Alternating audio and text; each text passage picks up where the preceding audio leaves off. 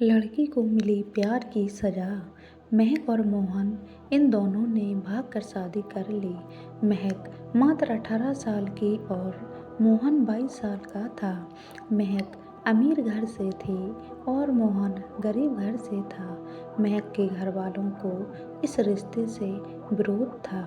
उसके पिता को महक के लिए अमीर लड़का चाहिए था। वैसे भी महक के पापा के मुताबिक उसकी शादी करने की भी उम्र नहीं थी। थोड़ी सी समझ आने पर वह मोहन को भूल जाएगी, ऐसा महक के पिताजी को लगता था। मोहन के माता पिता को इस शादी से कोई दिक्कत नहीं थी। महक की पढ़ाई पूरी हो और मोहन को भी अपने करियर पर अच्छे से ध्यान देना चाहिए, ऐसी उनकी इच्छा थी। बाद में वक्त आने पर वह महक के माँ पापा से बात करेंगे, ऐसा उन्होंने मोहन को बोला था। एक बार महक और मोहन को बाहर घूमते हुए महक के भाई ने उन्हें देख लिया। महक को जबरदस्ती से घर लेकर आया और उसके घर एक ही तमाशा होने लगा। महक का घर के बाहर जाना बंद करवा दिया। लास्ट में मौका देखकर उन दोनों ने भागकर शादी कर ली। महक के घर वालों ने उससे सारे रिश्ते तोड़ दिए। तुम कभी भी खुश नहीं रहोगी, ऐसी उसे बद्दुआ दी। मोहन के घर वालों को उनका विरोध नहीं था, पर उन दोनों ने लिया हुआ निर्णय उनके माँ पापा को पसंद नहीं आया। हमें एक बार बताया तो होता, हम कोई न कोई मदद कर सकते थे और हम महक के घर वालों से इस बारे में बात करते, ऐसे मोहन को उन्होंने कहा। पर अब जो हुआ सो हुआ। उन्होंने महक को बहू के रूप में स्वीकार किया और महक मोहन को लेकर वह महक के मायके भी गए। पर महक के पापा अड़े हुए थे। उनको महक का चेहरा देखना भी पसंद नहीं था। पापा के खिलाफ जाने में माँ की हिम्मत नहीं हो रही थी। महक के लिए अब मायका पूरी तरह से छूट गया था। धीरे धीरे महक का मोहन के घर में मन लगने लगा। अब अपना जो कुछ भी है वह यहाँ पर ही है, यह उसे समझ आ गया। महक बड़े लाड़ प्यार से बड़ी हुई है। उसे कोई भी काम की आदत नहीं थी। हमें ही उसे सब कुछ सिखाना पड़ेगा। इसकी मोहन की माँ को यानी महक की सास को पता था सब कुछ अच्छा चल रहा था, पर नियति के मन में कुछ अलग ही चल रहा था। उनकी शादी को जैसे तैसे 1 साल हुआ था और एक एक्सीडेंट में मोहन दुनिया छोड़कर चला गया। सभी पर दुख का पहाड़ टूट पड़ा। जवानी में अपनी बेटी की मृत्यु होने के कारण मोहन के पापा को जबरदस्त मानसिक धक्का लगा। महक भी पूरी तरह से टूट गई थी। अभी तो उनकी गृहस्थी शुरू ही हुई थी। महक के मायके वालों को भी यह बात मालूम पड़ी। तब भी महक के मायके वाले कोई भी नहीं आए। मोहन की माँ इन सब में धैर्य से बर्ताव कर रही थी।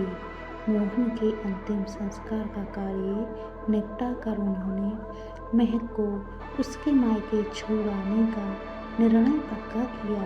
महक उसके मायके जाने के लिए तैयार नहीं थी।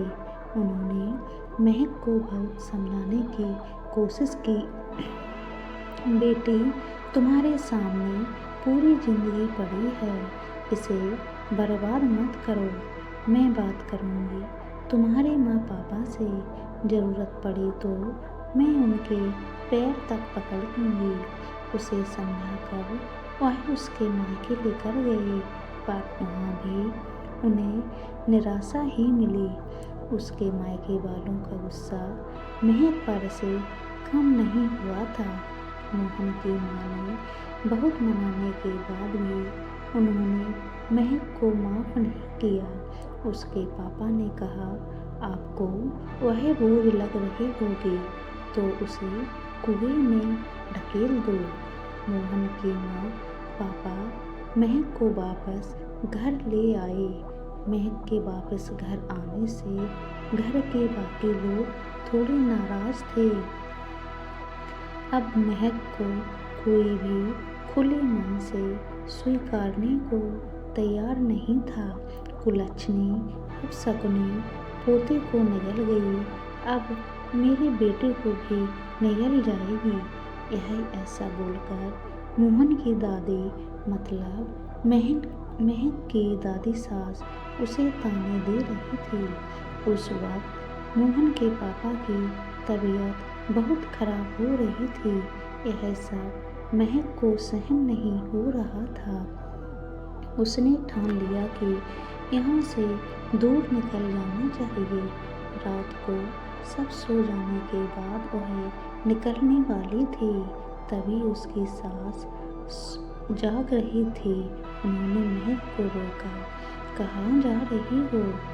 और ऐसे पूछा, माँ मुझे जाने दीजिए, मैं अब शकुनी हूँ, मेरी ही वजह से यह सब हुआ है।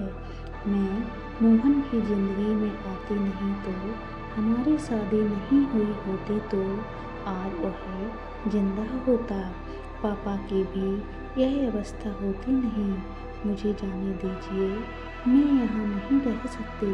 वक्त आने पर आत्महत्या कर लूँगी, पर अब यहाँ नहीं रहूँगी। सच में मेरे यहाँ आने से इस घर की सारी खुशियाँ चली गईं। मुझे कोई अधिकार नहीं है यहाँ रहने का। महक रोते रोते सब बोल रही थी। उसकी सास ने उसे पहले शांत किया। एक बार तो विचार किया, क्या तुमने? वह तो चला गया और अब तुम भी छोड़कर चली जाओगी मुझे। महक तुम मुझ पर बोझ थी, इसलिए मैं तुम्हें तुम्हारे मायके छोड़ने नहीं गई थी। तुम्हारे सामने पूरी जिंदगी है। किसी के चले जाने से हम जीना तो नहीं छोड़ सकते हैं। यहाँ से ज़्यादा तुम वहाँ पर खुश रहोगी, क्योंकि यहाँ मोहन की यादें तुम्हें हमेशा दुख देंगी। ऐसे में सोचती थी, पर जाने दो, जो हुआ सो हुआ। अब तुम्हारी पढ़ाई पूरी करोगी, मैं हूँ तुम्हारे साथ, और इनकी चिंता करने के लिए मैं हूँ ना। सिर्फ तुम्हारा साथ चाहिए मुझे बेटा। इस सब में मोहन के जाने से हर कोई परेशान था। हर किसी का बोलने का तरीका अलग हो गया है। तुम्हारा दुख मैं अच्छे से समझ सकती हूँ, पर अब तुम्हें संभालना होगा। लोगों का बोलना नज़रअंदाज करना होगा। तुम्हें मन लगाकर पढ़ाई करनी पड़ेगी। तुम कोई भी गलत फैसला नहीं लोगी, इसका मुझे वचन दो। मैंने मेरा जवान बेटा गवाया है और अब बेटी को नहीं खोना चाहती हूँ। सास को बातें सुनकर महक को रोना आ गया। उसने सास को गले लगाया, माँ मैं कहीं नहीं जाऊँगी आपको छोड़कर। आप जैसा बोलोगे मैं वैसा ही करूँगी। महक की सास भी मन भरकर रोई। आज पहली बार उनका दुख फूट फूट कर बाहर आया था। आगे महक ने मन लगाकर पढ़ाई की। बहू नहीं, वह उस घर की बेटी बनी। बहुत सारे ताने, बुरी बातें सुनी उसने। हर एक राह पर उसकी सास उसके साथ थी। वो दोनों एक दूसरे की ताकत बनी। महक IAS अधिकारी बनी। अब उसे दोष देने वाले लोगों का मुंह ही बंद हो गया। महक के मायके वालों को भी एक खबर पता चली। उसके पापा के सिवाय मायके के बाकी लोग उसे पूछने लगे थे। सास ने अच्छा जोड़ीदार चुनकर महक की दूसरी शादी करवाई। शादी के बाद भी महक अपनी इस माँ को कभी नहीं भूली। एक कॉल में भी महक रात का दिन करके सेवा में हाजिर होती थी। सास के रूप में महक उसकी जिंदगी खरे अर्थ से जीना सिखाने वाली माँ उसे मिली थी। पर सच में महक के सास जैसी ऐसी कितनी समझदार औरतें इस समाज में हैं, जो एक चौखट से बाहर जाकर सोचती हैं और दूसरों का आधार बन सकती हैं और उनका जीवन भी सफल बनाती हैं। दोस्तों, हमारे चैनल को सब्सक्राइब करें, वीडियो को लाइक एंड शेयर करें, अपनी राय कमेंट बॉक्स में ज़रूर दें और आप ये स्टोरी कहाँ से सुनते हैं कमेंट बॉक्स में ज़रूर बताएं। पूरा वीडियो देखने के लिए धन्यवाद।